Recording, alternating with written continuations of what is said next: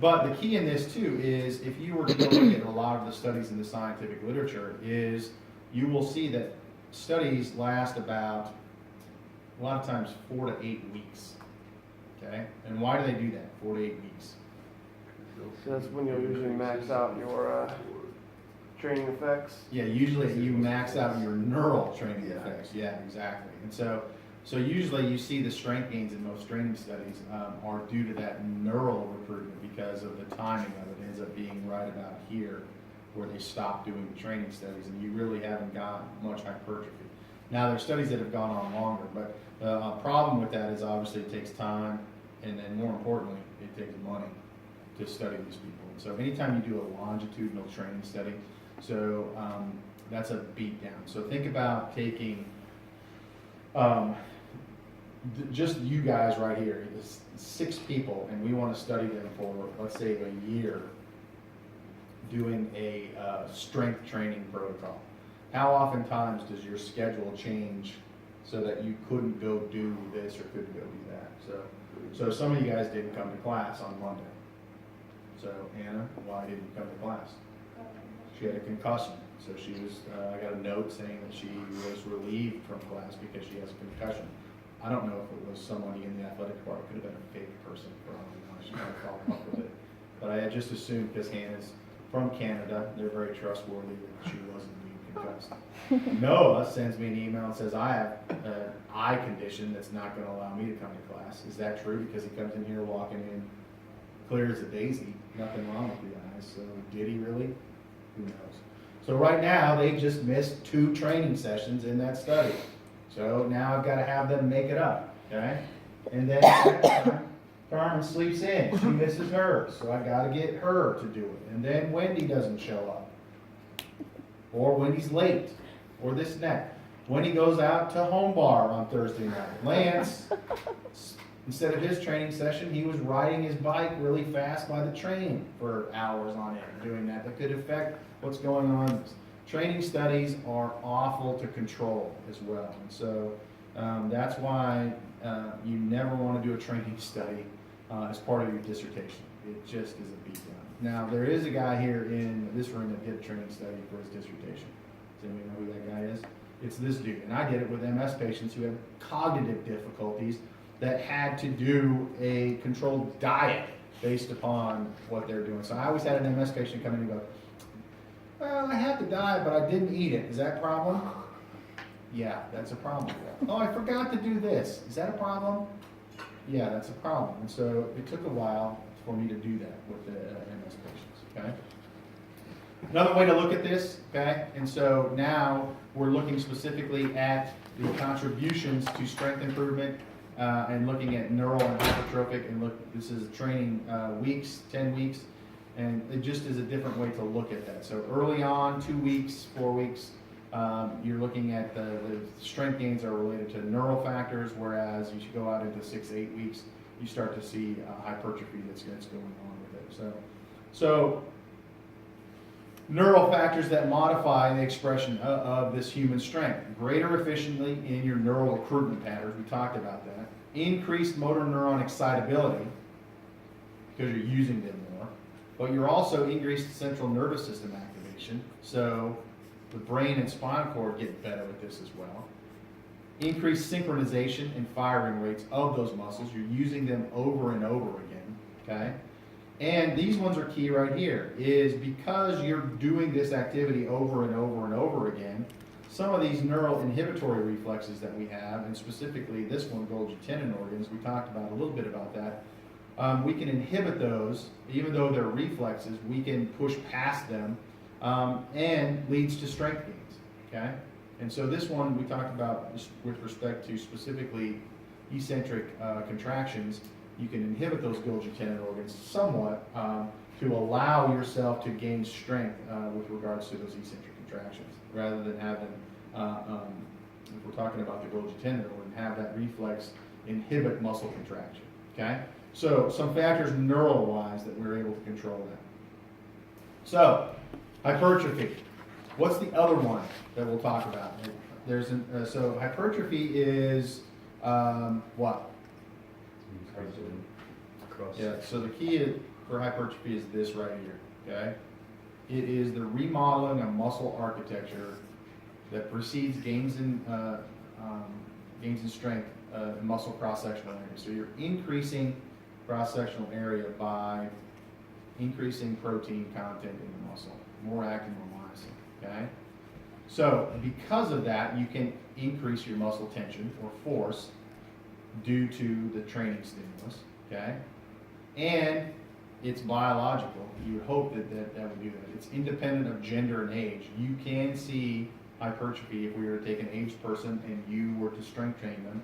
You could see an increase in their cross-sectional muscle area with training, okay? So are they going to be, so it's independent of gender and age, but there's obviously going to be limitations as we age. There's going to be some factors that are going to be affecting that. And gender is obviously different with regards to that. Men have more muscle mass than females, and it's related to obviously the physiology differences, sex differences, okay?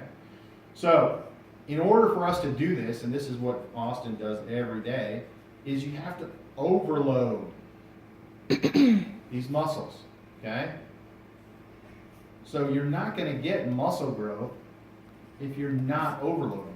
They don't have to adapt. So if there's no stimulus to adapt, they won't adapt. They'll just stay the same, okay? So when you're overload training, what do you have to do, Austin? You're a trainer. What do you do with your clients? What's overload training mean? Any number of variables that increase the workload, increase time retention, increase the amount of reps. So any number of things, fire type of work on and change it up so you never plateau. Change it up, that's key. So 1 week you may be doing it and you change it the next week because potentially, or 2 weeks, 3 weeks, you probably adapted to that stimulus and now there's no overload training, right? So in order for you to keep increasing, you're going to have to increase the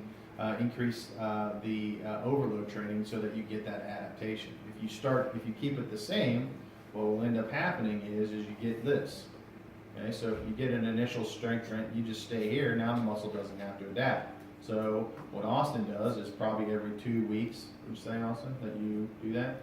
You now give it another stimulus so that we can go up here. Okay. But if you drop that stimulus down, back down to, let's say this is 10 and this is 20, for the sake of this argument. If we dropped it back down to 10, what would you expect to happen? Would you lose those strength gains? Not a 2 week period, but Depends, you would not go any further. You wouldn't go up any further, and if you kept it at 10 for a long enough period of time, you'd go back down to this level because your body is saying we only need this. If you're only doing, let's say, this amount of work, why do I need all this muscle mass to do that? I'm not going to, so what it's going to do is it's going to revert back to its original stage. Or detrain. What happens when you stop training? So we looked at the bed rest study. The very first study that we looked at in here was looking at VO2 in individuals that had been in 18 days bed rest. And what did we say happened to that? No physical activity, nothing, not even weight bearing and sitting in chairs. What happened to their aerobic capacity? Severely decreased. Yes, severely decreased. It was equivalent to what? 30 years of aging. Okay? And we just saw what aging did to your ability to sprint. So think about that. And so now think about that study that Dr. Mitchell did back in the 60s, that bed rest study. And did it have any influence on what you guys might be doing today? How many people have had a surgery? What surgery did you have? Collarbone surgery, okay. When you had your surgery, did you, for 8 to 10 weeks, do nothing with your arm? Yeah. Really? Well, it was 4 to 6 weeks. 4 to 6 weeks in order for the collarbone to heal at that point, right? But they still were doing range of motion things with you in that 4 to 6 weeks periods? Yeah. Why were they doing that? Sort of like lose my range of motion. That's exactly right, because you would lose range of motion with that. So now think about how many people have had a knee surgery. Anybody had a knee surgery? Yeah, Austin, tell us about your knee surgery. What it is? Meniscus. So really, you were in and out pretty quickly then. So if you have an ACL, what do they have you doing immediately? Moving. They used to have, and I don't know if they still do it, they used to have passive movement machines where they put your leg in a device that would move for you so that you could keep your range of motion and you wouldn't lose muscle mass. So in the past, you'd have these surgeries, you would wait 8 to 10 weeks and then you'd be in a cast. And you get out of the cast and what did your leg look like? One was a nice healthy looking leg and the other one looked like what? Skinny. Yeah, you lost all your muscle mass with it. Now think about cardiac patients. If you have bypass surgery, when do they get you up walking? The same day, okay? Why do they want that? Because 10 days of bed rest ages you 30 years. If you're 60 and have a cardiovascular problem and we put you in bed for 10 days, you might be dead.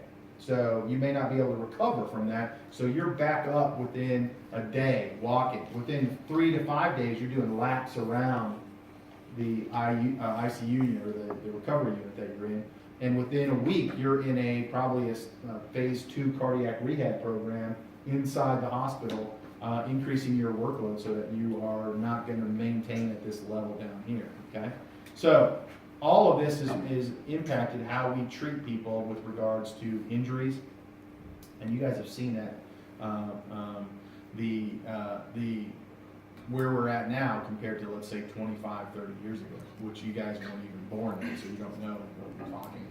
I was around, so I know. I've been around, so I've seen some things in my years. So. Changes, we saw the changes typically are about 3 weeks of training. Where did Lance go? We should probably go to the bathroom before class. Should we go check on him? You think he fell in the bathroom? He's probably checking his Snapchat. Look, he took his phone. Oh, he was charging. Dude is Snapchatting. Go find him. If he's out there, Snapchat a picture of him Snapchatting. No, you're fine.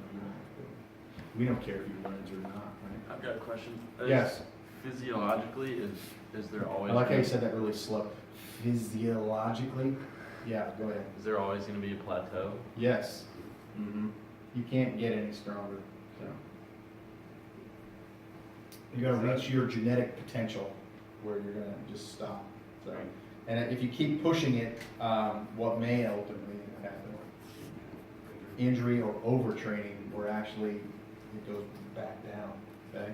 And that's one of the things that you get paid for. These elite athletes have coaches, and these coaches have to manage these athletes on their training program so that they're peaking at the exact time that they need to be peaking. If they don't, if they're coming into the Olympics and their training is off, it affects their peak performance. And so you look at these, swimming is a good one to look at. If you look at Michael Phelps and the person that coaches him, they're constantly talking about their workloads and the volume that they do and training them to the point where they're pinpointing the peak time that they're going to be able to do that.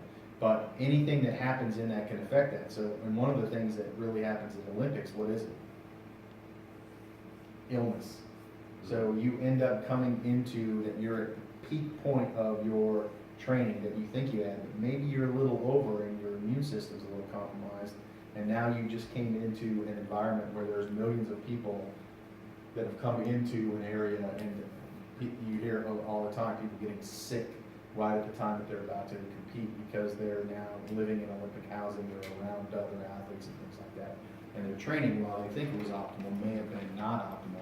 And so what happens is their performance drops due to that sickness. But that's the key, is if you want to be a coach or a fitness person, you have to be able to have individuals in athletics be able to perform at their peak potential. And so if they don't, that's going to affect your job security. And so if you look at certain things like we had a turnover. The rowing coach that we had was very into, prior to this, was very into using physiological data to do that. But that wasn't translating to wins on the pond. And so he's no longer with us because you can do all the training and use all these metrics, but if it doesn't translate to victories or success, you're not the guy that's going to be around very long. I'm not going to pay Austin the amount of money that I can if I'm not going to look good, right?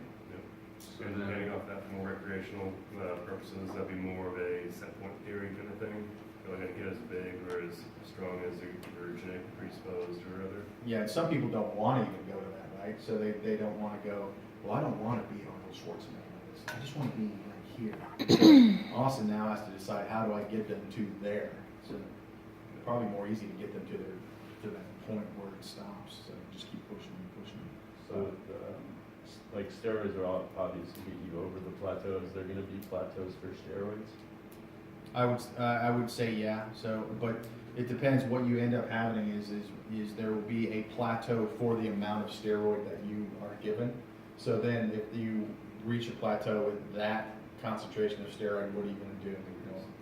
You're going to up it. Yeah. So that's where you start getting into a lot of trouble. Is now you plateaued with a certain concentration.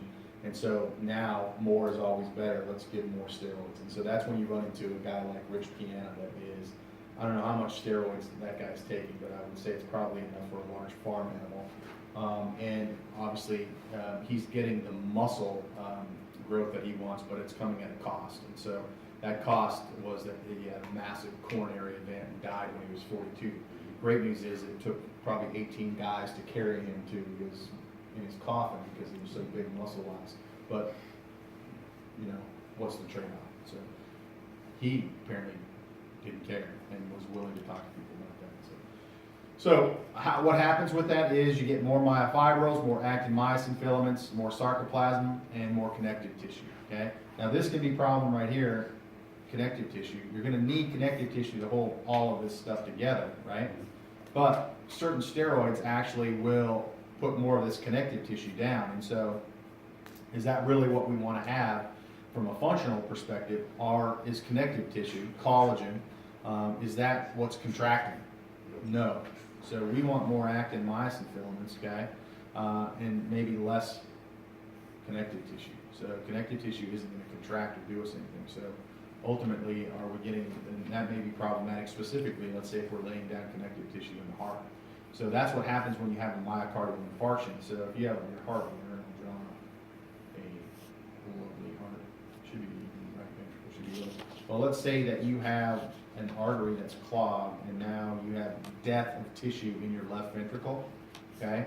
The problem is when that death occurs, there's going to be an injury cascade that comes in, and what happens is you actually lay down collagen here, and it gets into this matrix looking stuff. So it looks like this.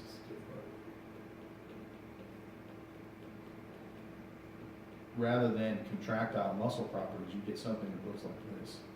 And so that affects your efficiency of your heart and able to contract, because now you have something, excuse me, that doesn't contract and has this matrix.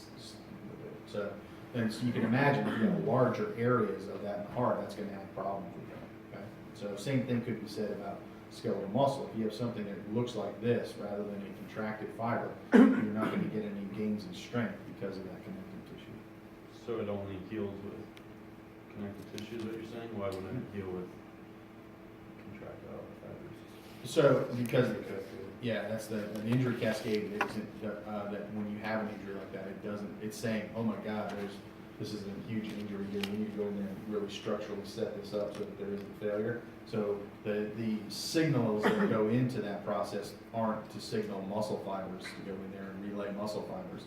It's to lay that connective tissue. So that's why you have, when someone has a myocardial infarction, if it's a large one, you compromise heart function a great deal. So and if it gets big enough, obviously you don't come back from What do you need? That would like cardiac rehab go through and like prevent cardiac some of rehab that? does not. So cardiac rehab would affect, if we go, we should undo that. Cardiac rehab wouldn't change that scar length. What it does is, you try to cardiac rehab, you're trying to affect the tissue that's left, so that you become more efficient with what you have. That scar is going to be there. Oh, so you're just like, you're screwed. You're hosed. That's why these big guys get in trouble by, they never do cardio, they never do any kind of heart training, and they're all about like just the peripheral muscles. Mm-hmm.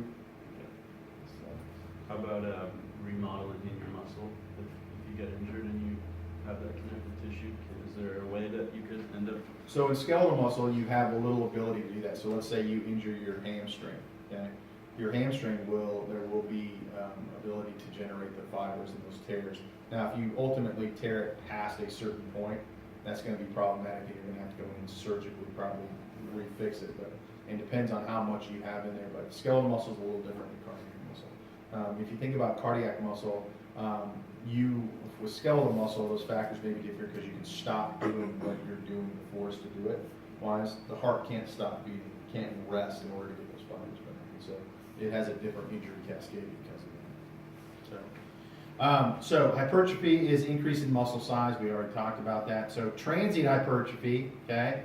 People talk about that. Oh, look at me. People will say, look at me. I'm in the mirror. Look, I'm buff. Look at that.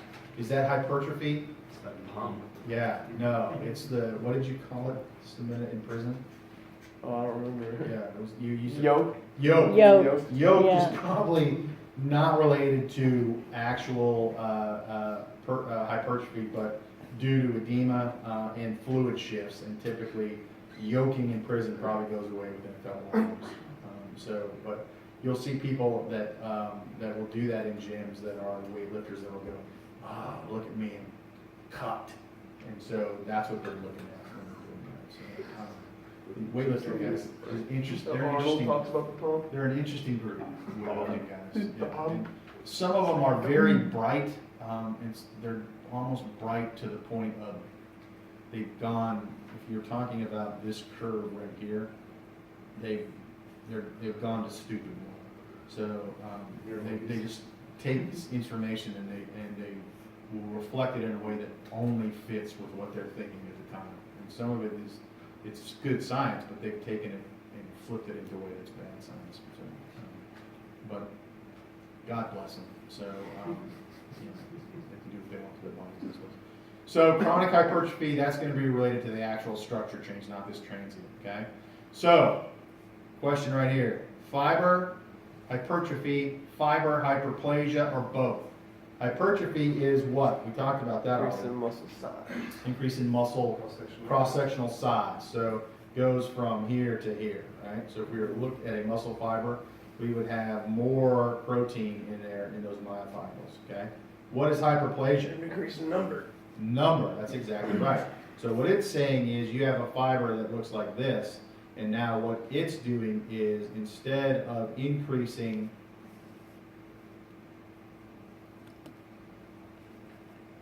protein content, the reason that you have an increase in that area is you're getting more fibers, okay? Or both. So which one is it? Is it Does that happen? hypertrophy, hyperplasia, or both? Yeah, so I don't shoot. think it is. Wait, so what's the question? In I humans, don't think hyperplasia happens in You go humans, back does to it? that progress versus training duration, how we see the strength gains first, you're gonna get those more fibers first, because that strength is I gonna don't think increase. it happens in And humans. then eventually they're gonna increase their space Yeah. around them as we change the environment, our internal environment that way. so I don't think that hyperplasia increased occurs in fibers. humans. Hyperplasia first, hypertrophy second. I don't think hyperplasia happens in humans. Hyperplasia That's is mine. related That's my to vote. strength So you're saying we get more fibers First. first, okay? Muscle fibers? No way. Yeah, I'd say they get bigger. That's I don't what think. cats. Yeah, I don't think they get the Sticking with it. increase in number. Yeah. What was the question? The question was, when you get strength gains as a human, Wendy, is it due to hypertrophy of the fiber, where you're increasing the myofibrils, increasing protein content, more myosin or actin, or is it more fibers? I think it also depends on age. Or is it a combination of both? I think it's a Very combination divided of over both. here. Yeah. We have contention. Are you with Austin or without him? I am You're over on this without side, it Doreen? Because I remember the cat figured it out. The cats could have. Yeah, what do you think? So, You think it's both? Wendy, where you at? I'm at both. Why? Because that's the easiest answer? No. Okay. Being a diplomat. I was actually looking at the picture below it. So you're cheating is what you're doing. I guess so. I'm You're stealing my comparing. thun- You're stealing I'm my thunder. comparing. So this is what hypertrophy looks like, okay? No increase in number of fibers. The fibers just get bigger. More actin and myosin in there. So if you look at this electron micrograph or micrographic scan, okay? So what happens with it? So let's go. Where is my... You got a drum roll? There we go. So hyperplasia is splitting of the fibers, getting more fibers. Holy that cat. Yeah. So how do you get This is like herding cats. How do you get a cat to weight train? Well, you give Make him the ball of a, yarn a little heavier. yes, that's exactly right. You have a lever that's associated behaviorally with releasing food. So when cats are smart, they figure out they push the lever that they get food. And so it's a Pavlovian response. And so what ends up happening is now you add weight to the lever. So each time he pushes it, he has to use more force to do it. Whoever thought of that Yeah. got a serious promotion. Yeah, so basically you're now having cats weightless. And so, interestingly enough, cats get hyperplasia, where they will get an increase in fiber numbers. The jury is out on humans with regards to hyperplasia. So it's possible that you do get some, maybe, okay? But probably most of what you see is related to hypertrophy, okay? So there's some evidence that supports hyperplasia in humans, yet most of it is due to increased muscle size from that overload training. So if there is hyperplasia, or as Winnie said, both, this is very small in regards to what you see from strength gains, and I would say the jury's still out with that. There's some studies that show that it does and some that don't with regards to hyperplasia. So for the most part, it's only seen in certain animal models, in the cat weightlifting model. How could some of those studies find hyperplasia? Like, what are they looking for? How are they? So they would look at muscle biopsies, yeah. And so that you can now look at, so if you take a look at that right here, Mhm. you can see right there that fiber right there obviously did not get bigger. Uh-huh. It's split. And so you could look at the structural integrity of those fibers and see if it was truly hypertrophy, what would happen to that muscle fiber. It would just get bigger. It'd It got bigger. rather than smaller and have two Mhm. parts of it in that same area. So you can differentiate that then. You could also potentially look at those fibers and identify them when you stain them to see if they're the same fiber next to them and see that split. Ideally, what would you want to do? Take them over Cut 'em time. open. Cut them open, yeah. Take it over different times to see where it was happening. You might actually see that fiber splitting in Mhm. that time point. What that is to do that. So the other thing is typically this is going to be the model here. Is these cats are going to come out here with just one really buff slapping paw, where the other one isn't going to be trained because they probably use the same paw to use it. So I would say the analogy we could use for humans is a guy working the upper body, not working the lower body. So this cat's going to be, that right paw is going to be slapping the crap out of some things with regards to that, okay? So what's going to happen with the fiber, if we're talking about alterations with fiber type, okay? So what would you expect? Okay? So we've talked a little bit about this. If we're talking about changing or training, do we change the fiber type? Probably not, okay? But do they exhibit, let's say, more aerobic aspects or more anaerobic access? Or yes, they do. So if you have type 2 fibers and you're only doing aerobic training, those fibers can become more oxidative. Do they become type 1 fibers? No. They're just able to use fuel aerobically. Will they ever be as good as type 1 fibers to use it? No, they won't be. Vice versa, the same thing. Type 1 fibers, if you train anaerobically, they're not going to be the best anaerobic fibers. But can they do anaerobic metabolism? Yes, because they're going to adapt to that training phase. Yeah, Lance. So you got type 1, type 2A, and type 2X. I know we were saying before that type 2A can shift between the two based on like kind of taking the properties on one more of the other based on training. But you're saying that also type 1 and type 2X can also. Yes. Okay. So those type 2A ones are going to be able to do that better than type 2X. Mhm, but 2X will 2X still do it. a will little- still do it, okay. yeah. So if you're doing a bunch of aerobic training, your type 2X fibers just aren't going to go, screw this, I'm Mhm. out, just sit out. No, you'll be able to use them.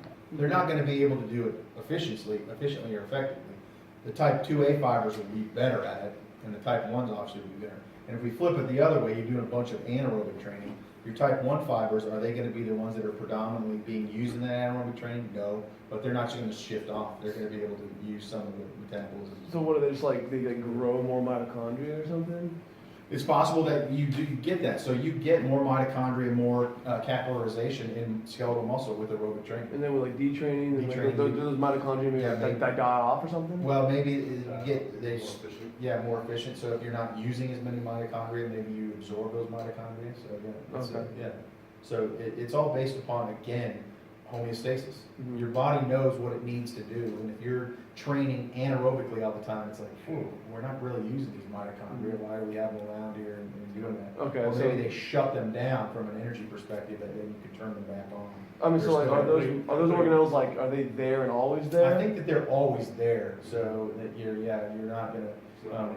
get rid of mitochondria, so. So like the type 2X fibers probably have some like on They reserve? have mitochondria there, but it's probably not as much as the type 2 fibers. So if you were to look at their mitochondrial density, it's higher in type 1 fibers. And But then- they still have mitochondria. But they'll like turn more of them on if they're based on your training? Or they would just use the mitochondria more. Maybe they're not, they have mitochondria there, they're just not using them effectively Okay. because they don't have to. Does that make sense?